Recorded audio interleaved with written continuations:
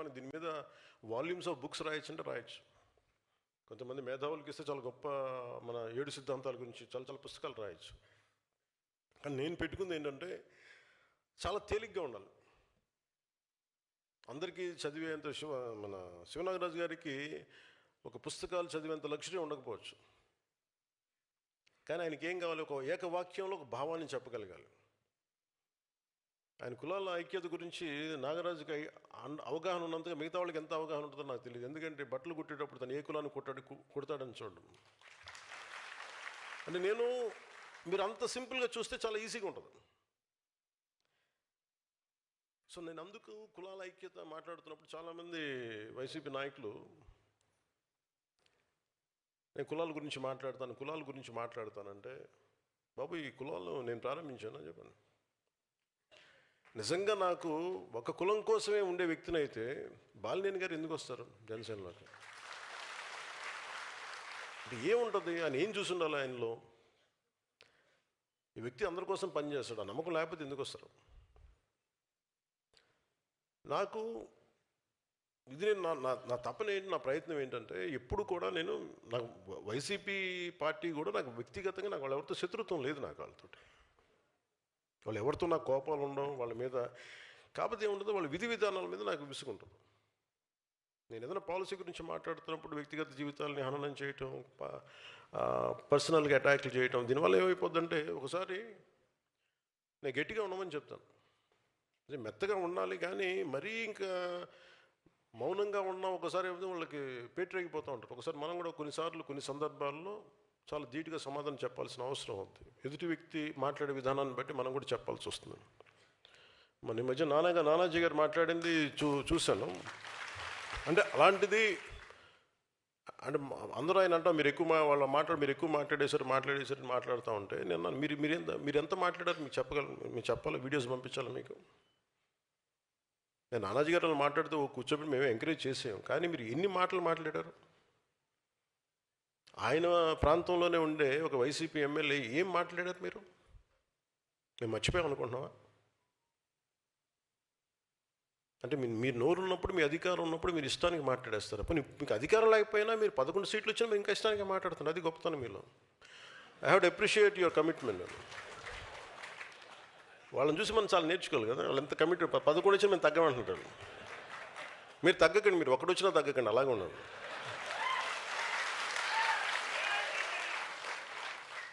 మీరు ఒకటి వచ్చినా తగ్గదు, అలా బలంగా ఉండలేదు. మిమ్మల్ని తగ్గమని ఎవడు చెప్పాడు? మీరు కరిగిపోండి, అయినా కానీ తగ్గకండి. అంటే ఎక్కడ ఎమోషనల్గా నేను కూర్చోబెట్టండి. పొలిటికల్ ప్రాసెస్లో కొన్ని భావాలను చెప్తాం, పాలసీల గురించి మాట్లాడతాం. వాళ్ళ వైసీపీ నాయకుడిని తగ్గించాలని ఎందుకు అనుకుంటాను? మీరు ఇష్టారాజ్యంగా మాట్లాడేసి, గౌరవ ముఖ్యమంత్రి చంద్రబాబు గారి మిస్సెస్ గురించి మాట్లాడేసి ఇష్టారాజ్యంగా మాట్లాడేసి అసలు మేమేం మాట్లాడదు. మీరు ఇప్పుడు సడన్గా కూర్చోబెట్టి మీరు మహానుభావుల్లో అయిపోయాం మేమందరం.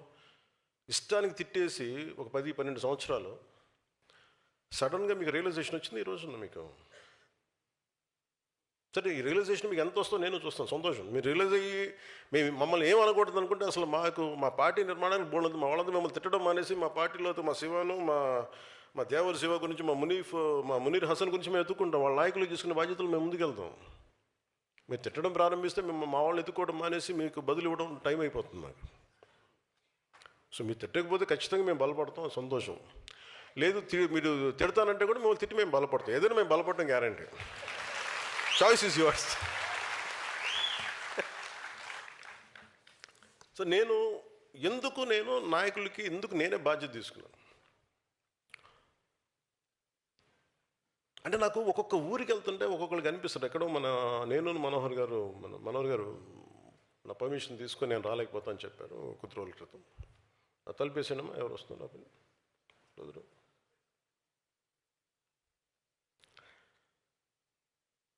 ఒక హుద్హుద్ తుఫాన్ అప్పుడు మేము వెళ్తూ ఉంటే మన శ్రీకాకుళంలో ఒక అబ్బాయి 22-23 ఉంటాయి, ఒక 10 కేజీలు బియ్యం కాదన్నా 10 సంవత్సరాల భవిష్యత్తు కావాలి. అంటే యువత తాలూకు కోపాలు, యువత తాలూకు వాళ్ళు ఏం అడుగుతున్నారు? జీవనం అడుగుతున్నారు. కేవలం మనం ఉచితాలు అడగట్లే యువత. ఉచితాలు ఎవరికి కావాలి? నిజంగా నిస్సహాయ పరిస్థితిలో ఉన్న వ్యక్తుల సమాజానికి ఉచితాలు కావాలి, ఖచ్చితంగా కావాలి. అలాంటి స్కీమ్స్ ఉండాలి. లేదంటే మనకి దివ్యాంగులకి పెన్షన్స్ పెరగాలంటే 5,000 కాదు, 4,000 కాదు, మనం 10,000 పెంచాం మన ప్రభుత్వం వచ్చాక. ఇలాంటివన్నీ ఉండాలి. ఎప్పుడు వెల్ఫేర్ స్కీమ్స్కి జనసేన ఎప్పుడు వ్యతిరేకం కాదు, ఉండాలి.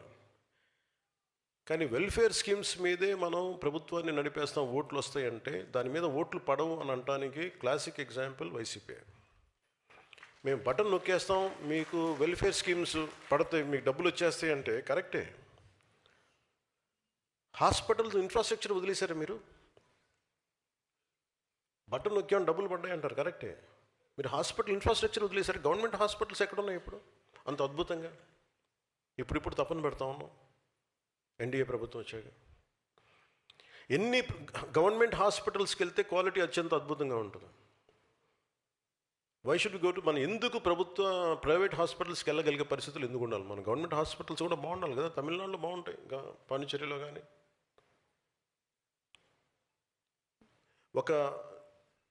ఒక నిర్ణీతమైన ఒక పర్టికులర్ సంఖ్యాబలం ఉన్న జనాభాకి ఎన్ని హాస్పిటల్స్ ఉన్నాయి మనకి? గవర్నమెంట్ హాస్పిటల్స్ ఏవి పని చేస్తున్నాయి? గవర్నమెంట్ హాస్పిటల్స్కి ఒక ఎంఆర్ఐ స్కాన్ ఇస్తే అది మెయింటైన్ చేయగలుగుతున్నారా లేదా? డాక్టర్స్కి జీతాలు పెంచే పరిస్థితులు ఏదైనా ఉన్నాయా? ఎందుకు గవర్నమెంట్ హాస్పిటల్స్ వదిలేసి ప్రైవేట్ హాస్పిటల్స్కి వెళ్తున్నారంటే జీతాలు పెరగవు. అసలు దాని మీద గత ప్రభుత్వం ఏదైనా ఆలోచించిందా? నేను కొన్ని క్యాబినెట్లు కావచ్చు, కొన్ని ప్రత్యేకించి కావచ్చు, నేను మన పార్టీ తరపు నుంచి కావచ్చు, నేను కోరుకుంటుంది వ్యవస్థలు బలోపేతం కావాలని. వ్యవస్థలు బలంగా ఉండాలి మనకి. Basic infrastructure, basic government schools, basic roads. ఎంతసేపు మేము మీకు బటన్లు నొక్కేసాం, మీకు డబ్బులు వచ్చేసాం. రోడ్లు ఎవరు వేశారు ఈరోజు చెప్పండి? అంటే మీరు 70 సంవత్సరాలు టైంలో కూడా పడని రోడ్లు ఎందుకు పడ్డాయి? Because infrastructure is very important. ఒక రోడ్డు లేకపోతే ఊరి నుంచి ఎలా బయటకు వస్తాం? ఆ తర్వాత ముందు అసలు రోడ్లు ఇన్ఫ్రాస్ట్రక్చర్కి మనకి డబ్బులు పెట్టుబడి పెట్టడం మానేసాం. ఒక పైప్ లైన్ వేసి ఒక నీళ్ళు ఇవ్వాలి అంటే దానికి ఒక పెద్ద స్కీమ్స్.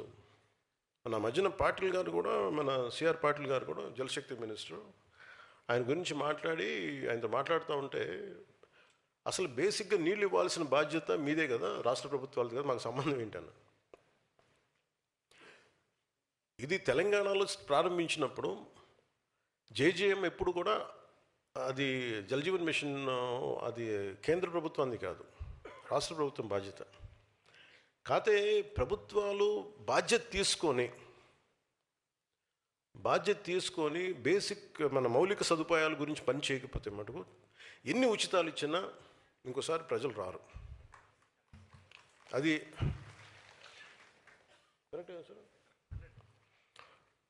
అంటే మన బాలశౌరి గారు చెప్తూ ఉంటారు, సార్ కొంచెం మా గ్రామాలు ఉన్నాయి సార్, కొంచెం నీళ్లు తెప్పించి ఏర్పాటు చేయండి, కొంచెం పెట్టండి. అంటే మనందరం అంటే యూర్ ప్రాపర్ లీడర్స్ కాబట్టి, ఫ్యూచర్ లీడర్స్ కాబట్టి చెప్తున్నాను. మీ స్థాయిలో మీ ఏరియా పరిధిలో వెల్ఫేర్ స్కీమ్స్ ఉండాలి, అవసరమైన పెన్షన్లు ఇవ్వాలి, అవసరమైన వెల్ఫేర్ స్కీమ్స్ అన్నీ ఉండాలి, కాదంట్లా. కానీ ప్రయారిటీ కూడా బడ్జెట్ దేనికి కేటాయించాలి, దేనికి కేటాయించకూడదన్న బాధ్యత మనకు రావాలి. అంటే అది మీ స్థాయిలో కూడా మీరు చెప్పగలగాలి. మీరు కొంత డిస్కషన్ పెట్టాలి. భవిష్యత్తులో మీరు అందరూ అడుగుతాను ఇవన్నీ మిమ్మల్ని. అంటే మీతో పార్టీ పరంగా మీతో డైలాగ్ ఉంటుంది. అందుకని వెల్ఫేర్ స్కీమ్స్ గురించి మీరు కొంత అవగాహన ఉండాలి. అలాగే ఈ హాల్లో ఉన్న నేను 25 ఆగస్టులో విశాఖలో నిర్వహించిన సేనతో సేనాని కార్యక్రమంలో మెంబర్షిప్ టు లీడర్షిప్ అని చెప్పాను. దానికి అనుగుణంగానే ఈరోజు పార్టీ నిర్మాణ కార్యక్రమాన్ని మొదలుపెట్టాను.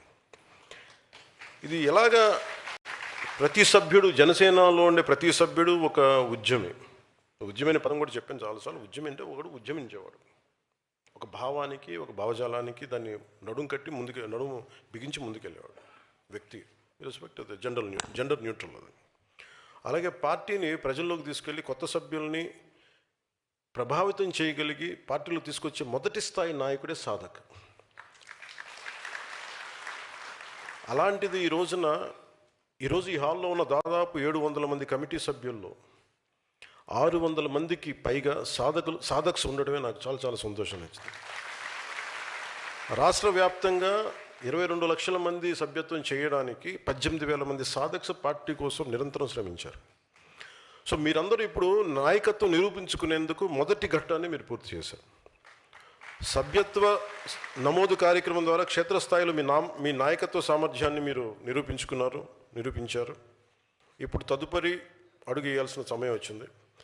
ఈ నాయకత్వాన్ని సంస్థాగత నిర్మాణం దిశగా ఎలా మార్చాలన్న ఆలోచననే ఈ కార్యక్రమానికి మేము శ్రీకారం చుట్టాం. గతంలో కూడా కొంతమంది పార్టీ నాయకులకి పార్టీ నిర్మాణం కోసం బాధ్యతలు అప్పగించాను, కానీ వాళ్ళు ముందుకు తీసుకెళ్ళలేకపోయారు. దేనికి ముందుకు తీసుకెళ్ళలేకపోయారు అంటానికి, తెనాల్లో ఉండే తను మార్నింగ్ టైలరింగ్ పని చేసుకుంటా సాయంత్రం పూట వెళ్ళి ఒక పార్టీ భావజాలానికి ఆకర్షితులై సభ్యత్వం చేసి ఇది మన పార్టీ అని చెప్పగలిగే ఒక తెనాల్లో ఒక చిన్నపాటి టౌన్లో ఉండే శివాన్ని ఎవరు గుర్తుపడతారు చెప్పండి? నాకు వాళ్ళందరూ తెలుసు. నాకు వాళ్ళ వల్లే జనసేన ఉందని తెలుసు. నాకు కాదది నేను అర్థం చేసుకున్నంతగా అంత ఓపికగా కనుక అందరూ అర్థం చేసుకుంటే ఈ పార్టీకి ఈ కార్యక్రమం ఈరోజు 22 లక్షలు కాదు, కోటి నిజంగా నేను చెప్పిన ఇప్పుడు కానీ నన్ను అర్థం చేసుకున్న వాళ్ళకి పట్టుమని 10 మంది కనుకుంటుంటే నా చుట్టుపక్కల నేనేం మాట్లాడుతున్నాను, ఎట్లా కనెక్ట్ అవ్వు దాని మీద కనుక నేను చెప్పింది నాకేం చేయక్కర్లా.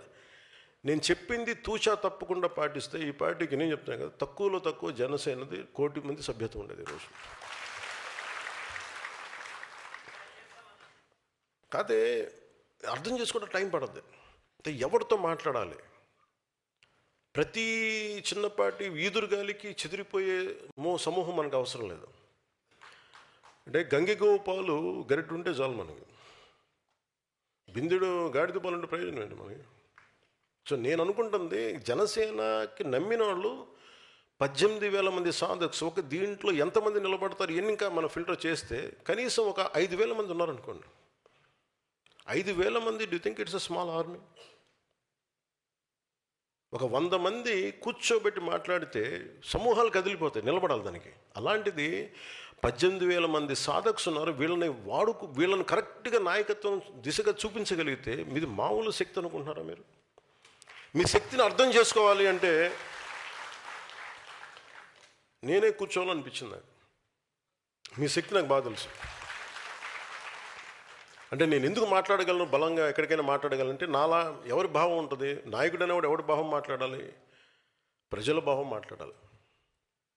అంతేగాని కూర్చోబెట్టి కన్వీనియంట్గా ఓట్లు పడతాయి అనే భావాలు నేను మాట్లాడిన. ఏది సరైందో అదే మాట్లాడతాను నేను.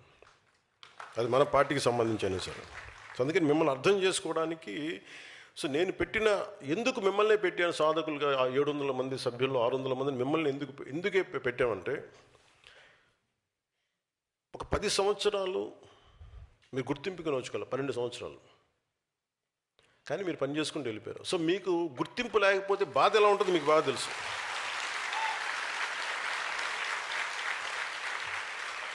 సో మీరు ఎవరు పని చేసేవాళ్ళు, ఎవరు పని చేయని వాళ్ళు, మళ్ళీ మీరు కూడా లేదు మళ్ళీ మీరు, నేను అందుకే చాలా క్లియర్ కట్గా చెప్పాను, సమాచార సేకరణ కమిటీ మాత్రమే ఇది ప్రత్యేక. ఎందుకంటే సమాచారం సేకరించడం మీ బాధ్యత. సో ఇది నేను ప్రత్యేకించి చెప్పి నేను దీంట్లో ఏం చేశానంటే, మీకు మీ నియోజకవర్గాల్లో కావచ్చు, మీ మండలాల్లో కావచ్చు, పంచాయతీల్లో కావచ్చు, మీరు ఉండే పార్లమెంట్లో కావచ్చు, ఏ వ్యక్తి పని చేస్తాడు, ఏ వ్యక్తి పని చేయడు, మన పరిశీలకులుగా పంపిస్తున్న మన ఎంపీలు కావచ్చు, ఎమ్మెల్సీలు కావచ్చు, ఎమ్మెల్యేలు కావచ్చు, సీనియర్ నాయకులు వాళ్ళకి తెలియజెప్పాలి. మీరు ఒకసారి మీరు అర్థం చేసుకోగలరు. అందుకని వీరు ముందున్నా కానీ వెనకాల రక్షణ కవచం లాగా మీరే ఉన్నారు. అంటే ఎవరిని ముందు అందుకని మిమ్మల్ని చాలా చాలా నమ్మి పెట్టాను మిమ్మల్ని. సో నేను ఎలా చేస్తున్నాను దీనికంటే, పార్టీ కోసం అంకిత భావంతో పనిచేసి సామర్థ్యం ఉండి బాధ్యతలు స్వీకరించేందుకు ఆసక్తి ఉన్న సాధక్స్, జన సైనిక్స్, వీర మహిళలు కావచ్చు, వారి అందరి వివరాలు సేకరించేందుకు ఈ జనసేన పార్టీ సారథుల సమాచార సేకరణ కమిటీని ఏర్పాటు చేశాం. ప్రతి పార్లమెంట్ నియోజకవర్గానికి 28 మంది సభ్యులతో ఈ కమిటీని ఏర్పాటు చేశాం. ప్రతి పార్లమెంట్ నియోజకవర్గానికి ఒక పరిశీలకుడు, 3 సీనియర్ నాయకులు, 3 సీనియర్ సాధక్స్, వీరితో సమన్వయం చేసి 21 మంది సాధక్స్, మొత్తం 28 మంది సభ్యులతో ఈ కమిటీ పనిచేస్తాయి. వీరికి సహకారం అందించేందుకు మళ్ళీ మీరు ఇచ్చిన ఇన్ఫర్మేషన్ మళ్ళీ అటు ఇటు దారి మళ్ళకుండా ఇది ఏ బాక్సుల్లోకి వెళ్ళిపోతే అసలు రీచ్ అవుద్దా లేదా అన్న మళ్ళీ అష్యూరెన్స్ ఇవ్వడానికి మళ్ళీ నా ఆఫీస్ తరపు నుంచి, నా ప్రెసిడెంట్ సెక్రటేరియట్ తరపు నుంచి ఒక 5 మంది సపోర్ట్ టీంని పంపిస్తున్నాయి, 28 మంది కాకుండా. ఎందుకంటే మీరు సేకరించే పత్రాలు కనుక మీరు మన శివ లాంటి వాళ్ళు కానీ, మన మునీర్ హసన్ లాంటి వాళ్ళు, డి కుమార్, మట్టు దామోదర్ లాంటి వాళ్ళు, అలాగే మన సర్పంచ్ సంయుక్త, ఇలాంటి ఎంతోమంది ఉన్నారు. వీళ్ళందరినీ మళ్ళీ గుర్తిస్తారా, మళ్ళీ వరవడిలో పోద్దా, ప్రవాహంలో పోద్దా అని మిస్ అవ్వకుండా మళ్ళీ నేను కూర్చోబెట్టి చేశాను.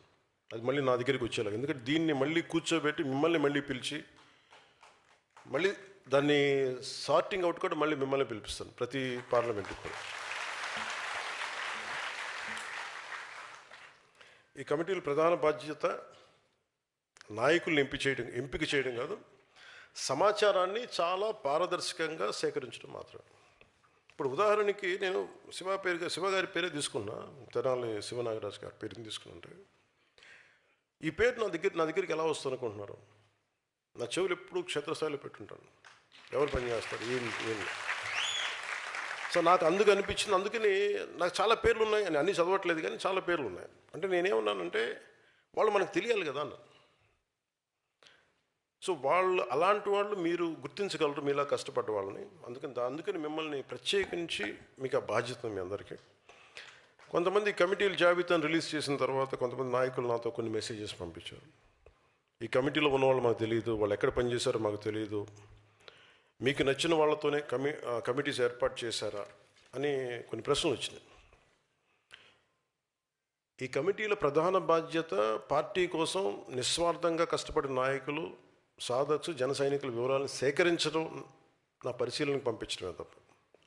అలాగే వీళ్ళందరూ ఎన్ని సంవత్సరాల నుంచి పనిచేశారు, ఉన్న 700 మందిలో 600 మందిని చేయడానికి ఒక ఫార్మాట్ తీసుకున్నాం. ఎన్ని సంవత్సరాల నుంచి ఉన్నారు, ఎంత సభ్యత్వం చేశారు, ఎన్ని సంవత్సరాలుగా వీళ్ళు ఒడిదుడుకులు ఎదుర్కొన్నారు, వీటన్నిటిని ఒక బేరీ చేసుకొని ప్రమాణంగా తీసుకొని చేసుకుంటూ వచ్చాం. కొంతమంది నేను ఇంకా మిస్ అయ్యి వచ్చామో కానీ, ముందు ఇది సేకరణ కమిటీయే కాబట్టి మ్యాక్సిమం జనంతో మమేకమైన వాళ్ళు కావాలని చెప్పి ఆ బాధ్యతగా తీసుకున్నాం. మళ్ళీ పాయింట్ ఆఫ్ కాంటాక్ట్స్ కానీ, అక్కడ ఉన్న ఎమ్మెల్యే ప్రతినిధులు కానీ, పదవులు అనిపిస్తున్న వాళ్ళని తీసుకున్నాం. ఎవరు పదవులకి రావాలన్నా అది ఒక బాధ్యత. సో అది మీరు నిర్ణయించాలి, భవిష్యత్తులో సాధక్స్ నిర్ణయించాలి. సో ఎవరు ఎన్ని సంవత్సరాలుగా అంటే మీరు వెళ్ళినప్పుడు మీరు విషయ సేకరణ ఎలా ఉండాలి, ఎవరు ఎన్ని సంవత్సరాలుగా మీలాగా పార్టీ కోసం పనిచేశారు, ఎలాంటి ఉద్యమాల్లో, ఎలాంటి పార్టీ కార్యక్రమాల్లో పాల్గొన్నారు, ఏమన్నా ఉద్యమాల్లో పాల్గొన్నారా, వారికి ఎలాంటి సమర్థత ఉంది, ఏ బాధ్యతపై ఆసక్తి ఉంది, గతంలో పార్టీకి వారు అందించిన సేవలు ఏంటి, ఇలాగ ఒక ప్రొఫార్మా నేను మీకు పంపిస్తాను. దానికి అనుగుణంగా మీరు సమాచారం సేకరించండి. అలాగే ఈ కమిటీలో ఉన్న ప్రతి ఒక్కరికి మీ విధి విధానాలు, కార్యక్రమ నిర్వహణ మీద స్పష్టంగా మీకు చాలా క్లియర్ కట్ గైడ్లైన్స్ మీకు అందజేయడం జరుగుతుంది. ఇది జనసేన పార్టీ నిర్మాణానికి ఒక రూల్ బుక్. ఇది దానికి అనుగుణంగానే మీరు సమాచారం సేకరించాలి. మీరు సేకరించిన సమాచారం నా పరిశీలనకి తీసుకురావడమే మీ బాధ్యత. మీరు అందించే సమాచారం ఆధారంగా పార్టీ ముఖ్య నాయకులతో చర్చించి, మీతో చర్చించి, ఆ తర్వాత ఎవరికి ఏ స్థాయిలో పార్టీ బాధ్యతలు కేటాయింపై తుది నిర్ణయాన్ని మనందరం కలెక్టివ్గా కూర్చొని తీసుకున్నాం. అంటే నాకున్న సమస్య కూడా ఏంటంటే, మీ నియోజకవర్గంలో, మీ మండలంలో, మీ గ్రామంలో ఎలాంటి గుర్తింపు ఆశించకుండా సంవత్సరాల తరబడి పార్టీ కోసం కష్టపడుతున్న జన సైనికుడిని ఎవరో కూడా మనం గుర్తించలేకపోతే పార్టీని సంస్థాగతంగా ఎలా నిర్మించగలం? Thank you. మీ చేతలాగా కరెక్ట్ అనిపించడం చేస్తాను. ఎందుకంటే బాగాలేదనుకోండి మీరే తిడతారు నన్ను, అందుకని నన్ను కళ్ళు మూసిపోయి అన్నీ కనిపించవయ్యాన్ని నాకు అనిపిస్తాయి. కాదే సహాయం ఒక్కడిని ఎన్ని పనులు చేయగలను చెప్పండి. అంటే పార్టీ కోసం పనిచేసే కార్యకర్తలను గుర్తించే నాయకత్వం లేకపోవడంలో స్వయంగా నేను ఈ ప్రక్రియను ప్రారంభించాను. సరిపోవట్లా. అంటే ప్రాబ్లం ఏముందంటే, ఒక పొలిటికల్ పార్టీ ఎవరైనా స్టార్ట్ చేసేయగలరు కానీ జనసేన ఒక పెక్యులర్ పరిస్థితిలో ఉంది. వాళ్ళందరికీ నేనంటే ఇష్టం, నా భావజాలం అంటే ఇష్టం. సో వాళ్ళందరూ డైరెక్ట్గా మేము నీకు ఒకసారి మంచి నాయకులను పంపించిన, మీతో సంబంధం లేదు, మేము డైరెక్ట్ పవన్ కళ్యాణ్ మాట్లాడతాం. ఓకే, అది కూడా చెప్పాను కదా. అంటే ఎక్కడి నుంచి అభిమానులుగా ఉండి లేదంటే భావజాలానికి ఆకర్షితులై వాళ్ళందరినీ చాలామంది పెద్ద పెద్ద నాయకులు వచ్చి ఈ యువత గోల భరించలేక వాళ్ళు వెళ్ళిపోయిన సందర్భాలు చాలా ఉన్నాయి. మేము వస్తాం సార్, మీ వాళ్ళు మమ్మల్ని పనివ్వరు రానివ్వరంట. అంటే మీరు కూడా ఒకసారి ఎలా ఉంటారంటే మీరు చాలా పొసెసివ్గా. ఇప్పుడు చూడండి, మనం ఒక పొద్దున ఏదో చూస్తూ ఉన్నాం, అంటే ప్రేమతో దగ్గర తీసుకోవడానికిను ప్రేమతో బంధించేయడానికిను ప్రేమతోటి దగ్గరగా పెట్టుకోవడం చాలా తేడా ఉంది. ప్రేమ ఎలా ఉండాలంటే, ఒక చిన్న పక్షి ఫోటోగ్రాఫ్ చూపించాడు. ఆ చిన్న పక్షిని ఇలా గుప్పిట్లో బంధించేశారనుకో, నాకు ఇష్టమైన పక్షిని, అది నలిగిపోతుంది ఇట్లా. నిజంగా ప్రేమ ఉన్న చోట అంటే అది అలా ఉంటే అది వాలుద్ది అలా వచ్చి. సో మన అభిమానం, మన ప్రేమ ఎలా ఉండాలి అంటే ఎదిగేలా ఉండాలి. మొక్క ఎదగకుండా రోజు దానికి రాళ్ళు కట్టేసాం అనుకోండి, ఆ మొక్క అది అలా ఉంగిపోతూ ఉంటుంది. చూడటానికి మహావృక్షంలో ఉంటుంది కానీ బోన్సాయి మొక్కలో ఉండిపోతుంది. జనసేన అలా చేయకండి, అదో మహావృక్షం, అది ఎలా ఎదగనివ్వండి. ఎదిగితే ఆ కొమ్మల మీద మీరు అందరూ కూర్చోవచ్చు. సో అందుకనే ఈ కమిటీలో ఉన్నవారు ఎవరు కూడా బయట నుంచి వచ్చిన వ్యక్తులు కాదు. క్షేత్రస్థాయిలో పార్టీ సభ్యత, ఇందాక చెప్పినట్టుగా పార్టీ సభ్యత్వ నమోదు కార్యక్రమాన్ని విజయవంతంగా చేసిన నాయకులు వాళ్ళు, ప్రజల్లోకి పార్టీని తీసుకెళ్ళిన వాళ్ళు, ఎలాంటి పదవులు లేకపోయినా, ఎలాంటి గుర్తింపు కోసం ఆశించి పనిచేయాలి. గుర్తింపు ఉన్నా లేకపోయినా పర్లేదు, మా జనసేన కోసం నేను పనిచేసిన వాళ్ళని తీసుకున్నాను. ఈ కమిటీలో ఒక ఆటో డ్రైవర్ దగ్గర నుంచి ఒక టీ షాప్ నడిపే వ్యక్తి ఉన్నారు, గృహిణి ఉన్నారు, రోజువారీ కూలీ చేసుకుంటూ పార్టీ కోసం పనిచేసిన వ్యక్తులు ఉన్నారు. ఇలా వివిధ వర్గాలకు చెందిన పార్టీ కోసం నిస్వార్థంగా శ్రమించిన మన జన సైనికులకి, వీర మహిళలకి అవకాశం కల్పించాం. అందుకే ఈ కమిటీలు వ్యక్తులను చూసి ఏర్పాటు చేసినవి కావు, పనిచేసిన వారిని గుర్తించి ఏర్పాటు చేసిన కమిటీస్ అవి. ఈరోజు మనం అధికారంలో ఉన్నామంటే మనకున్న 21 మంది ఎమ్మెల్యేలు, 2 ఎమ్మెల్సీలు, 3 ఎంపీలు, 3 మంత్రులు, దాదాపు 3500 పైగా నామినేటెడ్ పదవులు ఉన్నవాళ్ళు, దాదాపు 3000 మంది స్థానిక సంస్థలో వార్డు మెంబర్ నుండి జడ్పీటీసీ స్థాయిలో ఉన్నారంటే దానికి కారణం వ్యక్తిగత గుర్తింపు కోసం కాకుండా పార్టీ సిద్ధాంతం కోసం నిలబడిన జన సైనికులు, సాధక త్యాగం. ఇప్పుడు ఆ త్యాగానికి, అంకిత భావానికి సంస్థాగత గుర్తింపు ఇచ్చే సమయం వచ్చింది. ఈ కార్యక్రమం కేవలం కమిటీల నియామకం కాదు, జన సైనికుల నుంచే భవిష్యత్ జనసేన నాయకత్వాన్ని నిర్మించే ఒక బలమైన ప్రక్రియ అది. సో నేను మొదలుపెట్టినప్పుడు ఇల్లు దూరం, చీకటి, గాఢాంధకారం అని చెప్పాను. నాకు తెలియదు, అంటే అంత అయోమయంగా ఉండేది. నాకు ఎలా స్టార్ట్ చేయాలంటే అదే కరెక్ట్. అంటే సో మీకు కొన్ని నేను పంచుకుంటాను మీతోటి.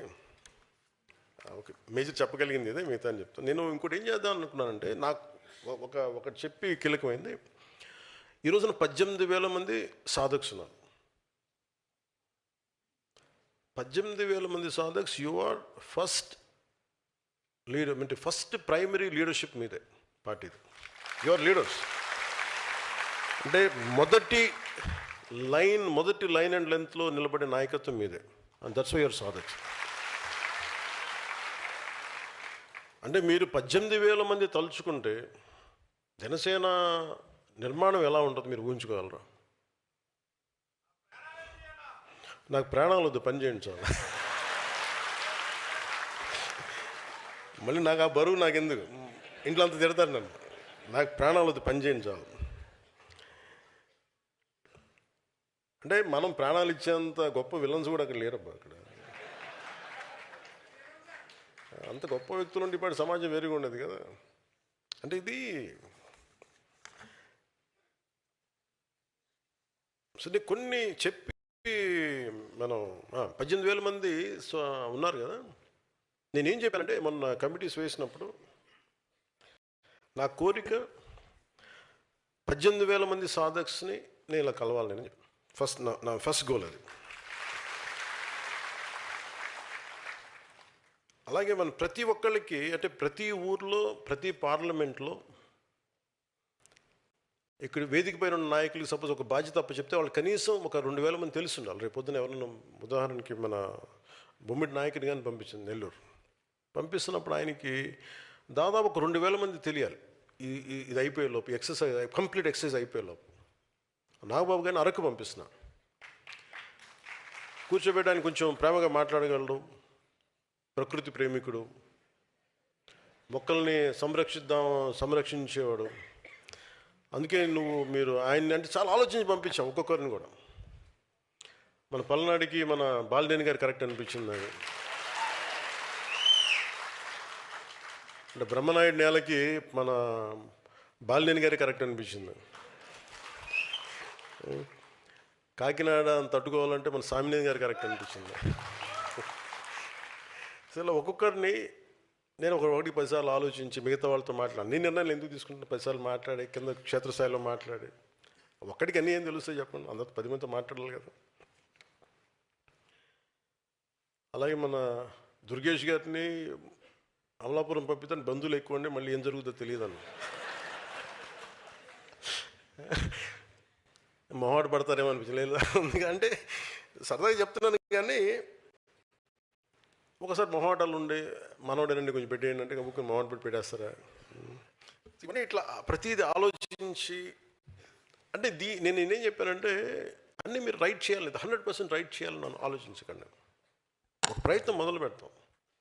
అంటే అంబేద్కర్ గారు చెప్పింది constitution is a living document. దాన్ని ముందుకు తీసుకెళ్లే వ్యక్తుల స్పిరిట్ని బట్టి ఉంటుంది ఇంటర్ప్రిటేషన్ ఆఫ్ ద డాక్యుమెంట్. అందుకని ఇట్స్ కాల్డ్ లివింగ్ డాక్యుమెంట్. అలాగా మన పార్టీ నిర్మాణం 100% intention is extremely right. So నాయకులకు కూడా మిమ్మల్ని ఒకసారి చూస్తే మీరు మనం ఎదురుబెదురుగా కూర్చొని ఒకసారి మనం మాట్లాడుకుంటే అంటే మీరు ఎంత నిలబడ్డారో మన వాళ్ళకి తెలిస్తే దాని తాలూకు విలువను మరింత ఇనుమడింపు చేయగలరు నాయకులు. అందుకని వారి ముందు నేను తీసుకుంటున్నాను.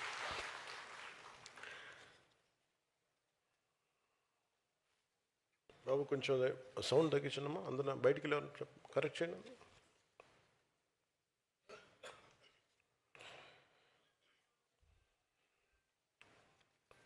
అంటే ఈరోజు జనసేన పార్టీ నిర్మాణ సారథుల సమాచార సేకరణ కమిటీ ఏర్పాటు, నా మాటని చాలా క్షుణ్ణంగా తీసుకోండి, అంటే జాగ్రత్తగా వినండి. ఈరోజు మీరు ఎవరినైతే తీసుకుంటున్నారో ఈ నిర్మాణ సారథుల సమాచార సేకరణ భవిష్యత్ ఆంధ్రప్రదేశ్ నాయకత్వం ఇక్కడి నుంచే వస్తుంది బలవంతం. అన్ని స్థాయిల్లో అంటే వ్యవస్థలు బలోపేతం చేయాలి అంటే వ్యక్తులు లేనిది వ్యవస్థను బలోపేతం చేయలేము. ఎలాంటి వ్యవస్థ, బలమైన వ్యవస్థ కావాలంటే బలహీన చేతుల వ్యవస్థ పెడితే వీగిపోద్ది. అంటే మీరందరూ నలిగారు, పుష్కర కాలం పైన నలిగారు మీరందరూ. సో మీరు ఏ పనులు చేస్తున్నారు, మీరు శ్రామికుల, మీరు ఏ పని చేస్తారు నాకు అది మీ దేశానికి పనికొచ్చే ఒక బలమైన రిసోర్స్ లేదని చూస్తాను, అంతే చూస్తున్నాను మిమ్మల్ని. ఇలాగా మీరు మీకు బాధ్యతలు అప్పచెప్పే ఇవన్నీ కూడా మేజర్గా కులాలు మీ భవిష్యత్తులో చాలా మాట్లాడుతూ ఎక్కువ వస్తాయి మీకు ఇవన్నీ. ఇది మటుకు మీరు ఒక కీలకమైనది మీరు అర్థం చేసుకొని ముందుకెళ్ళాలి. నేను ఆల్వేస్ ఐ బిలీవ్, అంటే నేను నా పూర్తి నమ్మకం నాకు దేశమే. నాకు కులం అనేది మనకు సామాజిక చిత్రపటం, అది మన సామాజిక సత్యం, అదొక సోషల్ రియాలిటీ. దాన్ని మనం నేను మార్చాలని ప్రయత్నం చేయను, సరిదిద్దాలని కూడా ప్రయత్నం చేయను. కులాల ఐక్యత అనేది ఎందుకు పదే మాట్లాడుతుంటారు, చాలామంది మాట్లాడుతూ ఉంటారు, చూస్తూ ఉంటాను. పవన్ కళ్యాణ్ నుంచి కులాల గురించి తెగ మాట్లాడతాడు అందరినీ. అంటే నేను చెప్పాను, నేను ఎప్పుడు కులం కార్డు తీసుకుని నేను ఎప్పుడు పాలిటిక్స్ చేయను కూడా భవిష్యత్తులో. నేను రాష్ట్రం బాగుండాలి లేదా దేశం బాగుండాలి, మానవత్వం చచ్చిపోకూడదు, ఈ మూడింటి మీదే ఉంటుంది. కులం ఎప్పుడు కూడా ఇంటి గడప లోపల ఆగిపోవాలి, నేను కోరుకునేది అదే. గడప దాటామా మన సంస్కృతి, మన భాష, మన ధర్మాలు అవి బాధ్యత అవ్వాలి. ఇంకొక 10 అడుగులు వేసామా మానవత్వం, దేశమే గుర్తుకుండాలి. ఇవి తప్ప నాకు కులాలని గురించి వీటి గురించి ఎందుకు మాట్లాడతానంటే మిగతా వాళ్ళు స్థాయి తగ్గిపోయి దిగజారుడుతనంగా ఇంకా మాట్లాడటం ప్రారంభించిన తర్వాత కరెక్ట్ చేయాలనిపించింది. ఒక జబ్బుని గుర్తించి జబ్బు కోసం మాట్లాడేవాడు, ఇది ఇబ్బందిగా ఉంది నేను కూర్చోబెట్టి ఎందుకు మాట్లాడుతున్నానంటే ప్రతి సార్లు అంటే మీరు తీసుకెళ్లాల్సిన మెసేజ్ కూడా కింద స్థాయిలకి, మన క్షేత్రస్థాయికి నా కోరిక ఈ దేశంలో ఒక రోజున ఒక బీసీ హాస్టల్ అని కానీ, ఎస్సీ హాస్టల్ అని కానీ, ఎస్టీ హాస్టల్ అని కాకుండా పిల్లలందరికీ ఒకటే హాస్టల్ ఉండాలి. అలాంటి పరిస్థితి నేను కోరుకున్నాను. నా కోరిక. అంటే ప్రభుత్వాలే సంవత్సరాలుగా, దశాబ్దాలుగా పిల్లలు, మనం చిన్నప్పుడు మీరు ఊహించండి, మీరు ఒకసారి వెనక్కి వెళ్ళి చూడండి. మనం ఆడుకునేటప్పుడు, మన స్కూల్కి వెళ్ళేటప్పుడు మన ఫ్రెండ్స్ ఎవరు, మనం ఎప్పుడు ఆలోచించు. ఓట్లకి రాగానే అన్న ఆ వీధిలో అన్న మన దళిత సోదరులు అన్న నమస్కారం పెట్టండి అన్న, ఇటు వెళ్ళినా మన కాపు సోదరులు అన్న ఇటు దండం పెట్టండి అన్న, అటు మన విశ్వకర్మ సామాజిక వర్గం అన్న ఆ సోదరులకు దండం పెట్టండి. అన్నీ విడగొట్టి మాట నాకు చిరాకు ఉంటుంది ఒకసారి వినటానికి. అదే నేను కులాలను బేస్ చేసుకుని నేను లేను. మేము రాజకీయం అలాగే నడుస్తే నాకు తెలియదు. కానీ ఎవరో ఒకళ్ళు ఎక్కడో చోట ప్రయత్నం అయితే మొదలు పెట్టాలి. ఒకసారి మనం మాట్లాడుతున్నప్పుడు కులాల్ని కలపడానికి తప్ప విడగొట్టడానికి అయితే నేను చేయను. ఎందుకంటే నేనేమంటానంటే ఎవరి కాస్ట్ ఐడెంటిటీ నేను మార్చలేను, నాకు తెలుసు అది. అంటే ఈ మధ్యన నేను రమేష్ గారికి రాజ్యసభ పెట్టినప్పుడు ఎంతమంది ఎన్ని రకాలుగా దాని మీద అసలు ఒక నెల రోజులు గొడవ జరిగిందని, ఇంకా జరుగుతున్నాను నాకు తెలియదు, ఇంకా జరుగుతుండాలి నాకు తెలిసి. నేను ఒక వ్యక్తిని ఎలాగ నేను నిర్ధారిస్తాను, ఎందుకు ఇస్తాను? మరి శివ గారిని గుర్తించినట్టుగానే, మునీర్ని గుర్తించినట్టుగానే రమేష్ గారిని కూడా అలాగే గుర్తిస్తాను నేను. అలా గుర్తించకపోతే తప్పు చేసిన అవుతాను కదా. అంటే నువ్వు కూర్చోబెట్టి ఇప్పుడు నిజంగా మనతో పాటు ఒక 10 మంది ఉండి ఆయనతో సరిసమానంగా కొద్దిమంది ఉండి అలాగే పనిచేసి వాళ్ళు ఎవరు లేకుండా ఆయన ఒక్కరికి ఇచ్చామంటే అర్థం ఉంది. అందరూ వెళ్ళిపోయిన తర్వాత ఆయనకి ఇస్తే ఇప్పుడు బాధపడే ప్రయోజనం ఏంటి అంటారు. సో ఇది కొన్నిసార్లు నేను మాట్లాడుతాను బలంగా, అంతేగాని దాన్ని కూర్చోబెట్టి మీ పొలిటికల్ గెయిన్స్ కోసం జనసేన అంటాం, అది రైట్ కాదు. మెయిన్గా మీకు భవిష్యత్తులో వచ్చేది కూడా చెప్తున్నాను. మొన్న రాజమండ్రిలో మీరు కొంతమంది చూసే ఉండొచ్చు. రాజమండ్రిలో వచ్చినప్పుడు చాలామంది బీసీ నాయకులు చాలామంది నా దగ్గరికి వచ్చారు. ఈవెన్ తెలంగాణలో కూడా సామాజిక తెలంగాణ అని మాట్లాడుతూ ఉంటారు. ఎందుకు ఇన్ని బలమైన కులాలుండి ఎందుకు అధికారంలోకి రాలేకపోతున్నాయి అని మాట్లాడుతూ ఉంటే బీసీ నాయకులందరికీ చెప్పాను. దాదాపు 105 కిలోల పైన, 105 కులాల పైన ఉంటాయి బీసీ సామాజిక వర్గాలు అన్నీ కలిపి. ఒక్కొక్క కులంలో కొన్ని ఉపతెగలు ఉంటాయి. కాపుల్లో బలిజ, తెలగ, ఒంటరి ఇలాంటి సమూహాలు. మొన్న మాట్లాడినందుకు ఏంటి కోపం చెప్పండి వీళ్ళందరికీ. మాకు సంఖ్యాబలం ఉంది, మాకు ఎవరు ఇవ్వట్లేదంటే మిమ్మల్ని మీరు అడిగే స్థితిలో ఎందుకు పెట్టుకున్నారు? మిమ్మల్ని మీరు ఒకళ్ళు ఇచ్చే పరిస్థితులు ఎందుకు పెట్టుకున్నారు మిమ్మల్ని మీరు? అంటే మీకు ఐక్యత లేదు. మీకు ఐక్యత లేనప్పుడు ఏం జరుగుతుంది? బీసీ నాయకులు కూడా అదే చెప్పాను. నేను ఇవ్వడానికి నేనెవరన్నాను? మా బీసీలని చేయంటే బీసీలని చేయడానికి నేనెవరన్నాను? పవన్ కళ్యాణ్ ఎవడు? పవన్ కళ్యాణ్ దిగొచ్చాడండి. అసలు మీరు ఎవరిని కూడా 50% ఉన్న బీసీ కులాలన్నీ కూడా అసలు మీకు ఎవరైనా ఇవ్వాల్సిన అవసరం ఏముందంట? మీరు అందరూ కలెక్టివ్గా ఉంటే మీరు 10 మందికి ఇవ్వగలిగే పరిస్థితుల్లో మీరున్నారు. మీరు ఉండాలి. కానీ మీరు ఎంతసేపు దేహి అని మీరు ఎందుకు అనుకుంటున్నారు? మీరు అంటే మీకు ఏం జరుగుతుందంటే మీరు గొడవలప్పుడు మటుకు అందరికి ఏకమవుతున్నారు. కానీ నిజంగా ఎప్పుడైతే ఓట్లు రావాలో అప్పుడు మటుకు మీరు నాయకత్వం లోపం కావచ్చు, రకరకాలుగా ముక్కలుగా విడిపోయి ట్రెడిషనల్ పార్టీస్కి మీరు వెళ్ళిపోతున్నారు. ఇది రీజన్. అది తెలంగాణ కావచ్చు, ఆంధ్ర కావచ్చు. ఇప్పుడు దామోదరం సంజయ్ గారు నేను పదే చెప్తాను, ఆయన దళిత కులానికి చెందిన నాయకుడు, గొప్ప నాయకుడు. ఆయన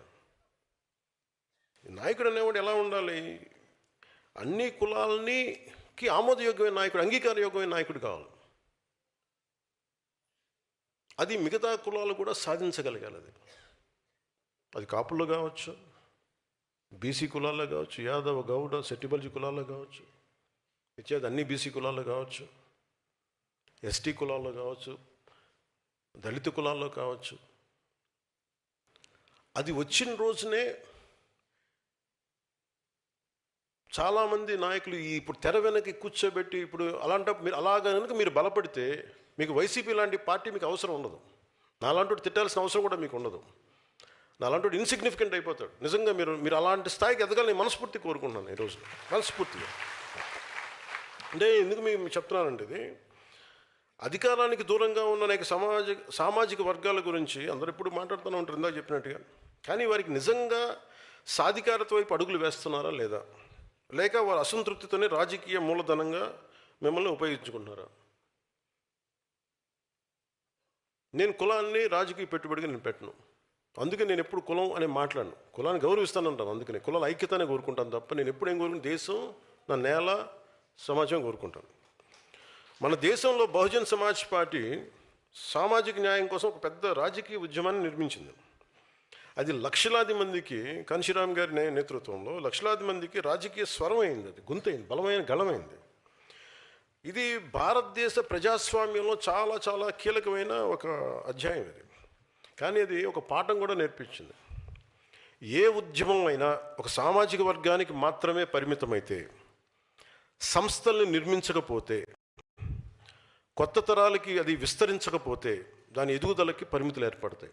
అందుకనే ఈ రోజున బహుజన్ సమాజ్ పార్టీ ఎదుగుదల ఆగలేక పరిమితం అయిపోయింది. అందుకనే ఒక నాయకుడు కేవలం తన కులాన్ని నమ్మితే సరిపోదు, ఇతర కులాలను కూడా నమ్మాలి. అది సమాజం మొత్తం నమ్మాలి, దేశం నమ్మాలి. అప్పుడే నిజమైన రాజకీయ సాధికారత వస్తుంది. దానికి నేను చెప్పేది ఏంటంటే సోషల్ ట్రస్ట్ కోషియంట్ అంట. ఒక అధికారి దగ్గర మొన్న చూశారు కదా, మన కృష్ణలంకలో ఏదో గొడవ జరుగుతుంటే, అంటే ఎంత హాస్యాస్పదంగా ఉంది వినటానికి ఈ మాటలు, ఎంత బాధగా అనిపిస్తుంటే. చనిపోయిన ఇప్పుడు ఒక రౌడీ, ఇప్పుడు క్రిమినల్ క్యాస్ట్ ఏంటి, ఎలా వేసుకొస్తారు నాకు అర్థం కదా, లాజిక్ నాకు ఎలా మిస్ అయిపోతారు. ఒక క్రిమినల్కి మీరు క్యాస్ట్ అని మీరు ఎలా అంటగడతారు, ఏ బేసిస్లో మీరు తీసుకొస్తారు? అంటే మనం అర్థం చేసుకోవాల్సింది ఏంటంటే ఇది ఒక నెరేటివ్. ఇది మన దగ్గర ఎందుకు మీకు చెప్తున్నానంటే, రేపు పొద్దున మీరు 18,000 మంది మీరే గొంతు గళం. మన దగ్గర ఛానల్స్ లేవు, పేపర్ లేవు, టీవీలు లేవు. నేను 18లో 19లో మాట్లాడుతుంటే నేను చెప్పేవాడిని, అరే నాన్న తమ్ముడు మీ ఫేస్బుక్లో నా ఆయుధాలు రా బాబు అంటే, అన్న అలాగే చేసి నిలబెట్టారు ఈరోజు. నేను బట్ 5 సంవత్సరాలు పట్టింది నిలబడటానికి.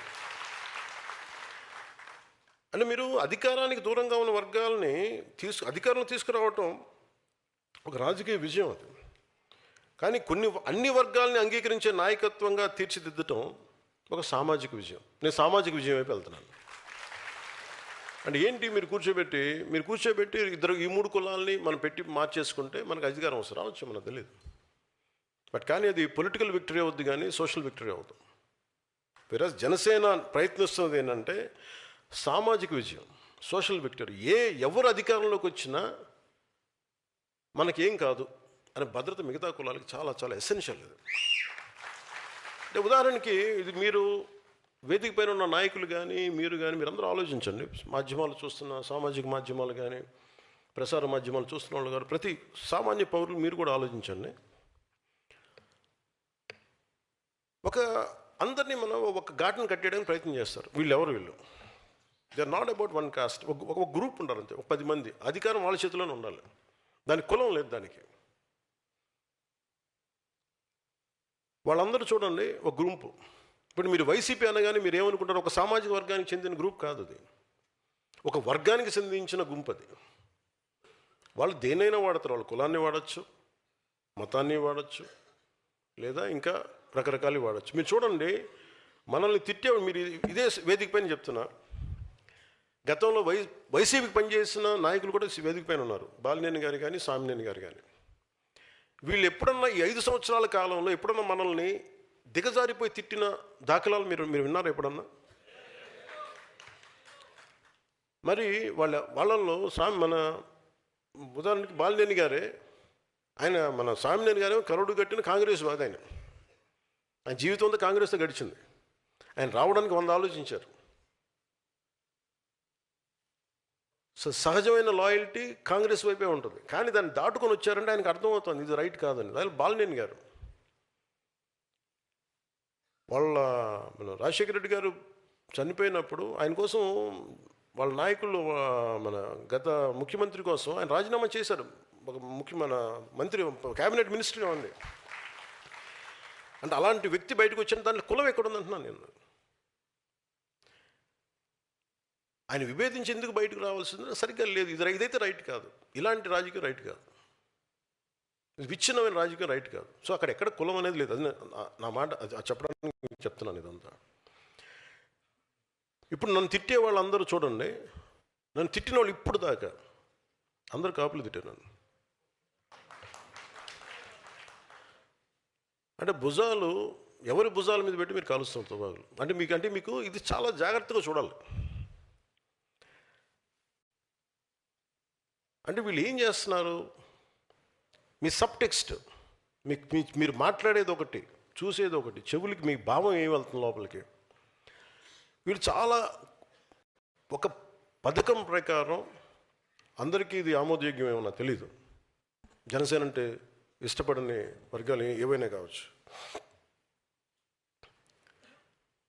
నేను ముందే చెప్పాను, నేను ఎప్పుడు కులాలని చాలా ఒక ఎనలైటికల్గానే చూస్తాను. నేను కులాలని ఒక సోషల్ డాక్టరింగ్ పర్స్పెక్టివ్లోనే చూస్తాను. వాళ్ళు ఏం చేస్తున్నారు, ప్రతిసారి తిట్టడం, కాపు నాయకుల చేత తిట్టిస్తారు.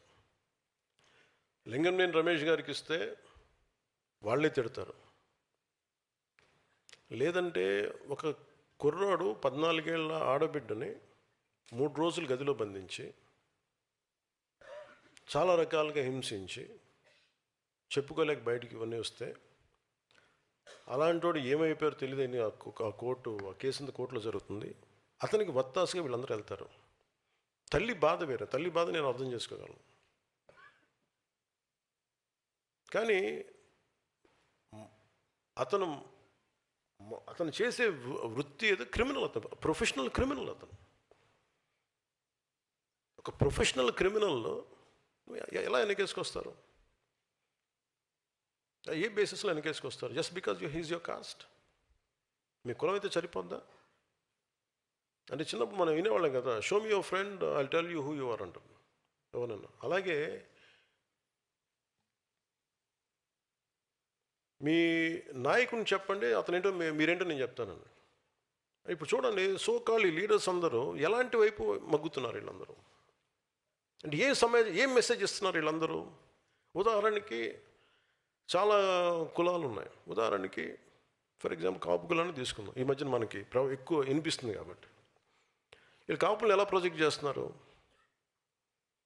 ప్రతిసారి ఈ 4-5 మంది ఫేసులు కనిపిస్తాయి. మన బూతులు తిట్టేవాళ్ళు, కాపులు బూతులు తిడతారు. ఈ కృష్ణ ఏదో పేరు ఉంది, వీళ్ళు క్రిమినల్, వీళ్ళు ఇది అన్ని నెగిటివ్ న్యూస్ చూడండి. సో మీకు ఏమైపోద్ది, కొద్ది రోజుల తర్వాత సబ్లిమినల్గా మీ మనోగతంలో ఏమైపోద్ది, it will become confine to, అది ఈ భావన దేనికి వేస్తే, కాపు అని చెప్పగానే ఇవన్నీ గుర్తొస్తాయి మనకి. We'll form our opinion. అది వీళ్ళ స్ట్రాటజీ. అంటే మీకు భావం ఏం చెప్తారు? ఇది ఒక్క కాపు కులానికి కదా, అందరికీ చెప్తారు, అన్ని కులాలకి. ఇదొక very clear cut political game. ఇది నేను దాన్ని బ్రేక్ చేస్తాను కాబట్టే నా మీద ఇంత కోపం అందరికీ. కొంతమంది ప్రాంతీయతలు పట్టుకొచ్చి రాష్ట్రాలు విడిపోయిన ఇంకా మీరు తిడతా ఉంటే, ఇది దేశంలో అంతర్భాగం అని చెప్పినందుకు నన్ను తిడుతున్నారు. అది నేను ఎప్పుడు తెలంగాణను వ్యతిరేకించాను అంటే నేను ప్రతి ఒక్కరు డిఎన్ఏని బయటికి చెప్తా. అందుకని కోపం అందరికీ నా మీద. నాకు అర్థం అవుతూ ఉంటుంది. అంటే ఏ సామాజిక వర్గం అయినా నాయకత్వం వహించాలంటే మిగతా అన్ని సామాజిక వర్గాల విశ్వాసాన్ని పొందాల్సిందే, వేరే దారి లేదు దీనికి. భారతదేశంలో ఏ ఒక్క వర్గం కూడా, ఏ ఒక్క కులం కూడా ఒంటరిగా చరిత్రను మార్చబోదు కూడా. కలిసి నడిచిన వారే చరిత్ర నిర్మించారు. అందరినీ కలుపుకెళ్ళిన వాళ్ళే చరిత్ర నిర్మించారు. సాధికారత అంటే మీరు ఒక కులాన్ని పైకి తీసుకురావడం కాదు, మిగతా కులాలను కూడా వాళ్ళని పైకి తీసుకొస్తూ మీరు వాళ్ళు కూడా అంగీకరించే స్థాయికి మీరు ఎదగడం. ఏ సామాజిక వర్గానికైనా నేను అడిగే ఒకటే ప్రశ్న, మీ నాయకుడి మాటలు మీ కులాల గౌరవాన్ని పెంచుతున్నాయా, మీ సమాజం గౌరవం పెంచుతున్నాయా, లేక మీ సమాజం పైన ఉన్న అభిప్రాయాన్ని దెబ్బతీస్తున్నాయా? ఇది ప్రతి కులం మీరు చూసుకోవాల్సిందే. మీరు ఒక వ్యక్తి చేసిన తప్పు ఒక కులం చేసిన తప్పు ఎలా అవుద్ది? అంటే నేను అందుకే చెప్తాను, నువ్వు నాయకుడిని చూపించి నీ భవిష్యత్తుని ఏంటో నేను చెప్తాను. నువ్వు ఎవరిని నమ్ముతున్నావు దాన్ని బట్టి నీ భవిష్యత్తు ఉంటుంది. ఇలాగ బూతులు తిట్టేవాడు నమ్మితే 11కి వచ్చారు, 151కి వస్తారు.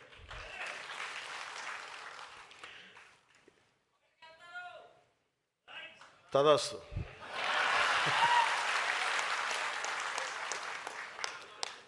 నీలో అమోఘమైన తపోశక్తి ఉంది, నువ్వు సాధించుగా.